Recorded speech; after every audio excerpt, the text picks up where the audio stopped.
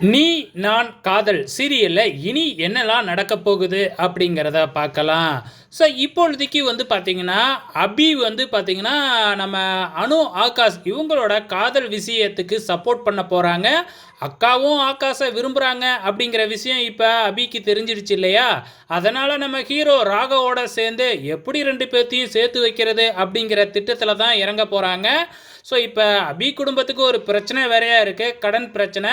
அந்த துணிக்கடைக்காரர் எப்படியாச்சும் இவங்களோட துணிக்கடையையும் நம்மக்கிட்ட வந்துடணும் அப்படிங்கிற நோக்கத்தில் அவர் பலவிதமான செயல்பாடுகள்லாம் ஈடுபட்டுக்கிட்டு வராரு. அதையெல்லாமே நம்ம ஹீரோவும் ஆகாஷும் பார்த்துக்குவாங்க. அது நமக்கு நல்லாவே தெரியும்.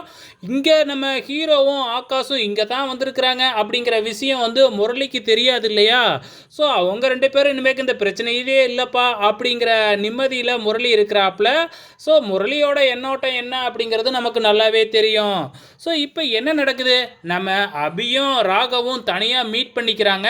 மீட் பண்ணி வந்து திட்டத்தை வகுக்கிறாங்க. என்ன திட்டம்? எப்படியாச்சும் அணு மனசில் இருக்கிறத வந்து வெளியே கொண்டு வரணும். அவள் மனசுக்குள்ளாரையே வச்சு பூட்டிக்கிட்டு இருக்கிறா. அதை எப்படியாச்சும் வெளியில் கொண்டு வரணும் அப்படிங்கிறது தான் இவங்களோட திட்டம். ஸோ அதுக்கு என்ன பண்ணுறது அப்படின்னு தான் டிஸ்கஸ் பண்ணிக்கிட்டு இருக்கிறாங்க. ஸோ டிஸ்கஸ் பண்ணுறது எங்கே டிஸ்கஸ் பண்ணுறாங்க? மாங்காய் தோப்புக்குள்ளேயே ஏதோ ஒரு தோப்புக்குள்ளே டிஸ்கஸ் பண்ணுறாங்க. அபி சும்மா இல்லாமல் மரத்தில் ஏறி வந்து மாங்காய் பறிக்கிறேன் அப்படிங்கிற மாதிரி ஏணியில் ஏறி மாங்காய் பறிக்க போகிறாங்க. அப்போ தொப்புன்னு கீழே விழுவ போகிறாங்க.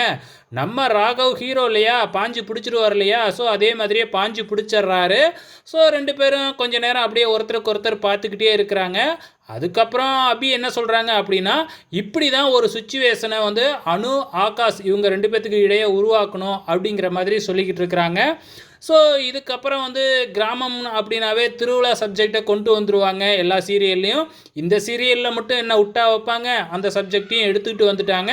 ஸோ திருவிழாவில் என்னெல்லாம் நடக்கும் அப்படிங்கிறது நல்லாவே தெரியும். நிறையா போட்டிகள்லாம் வைப்பாங்க. ஆனால் இப்போ நம்ம ஊரில் நடக்கிற திருவிழாவில் தான் அந்த மாதிரி போட்டிலாம் இல்லை. ஸோ எந்த ஊரில் தான் இந்த மாதிரி போட்டிலாம் நடக்குதுன்னு தெரியல. வெயிட் பண்ணி பார்க்கலாம்.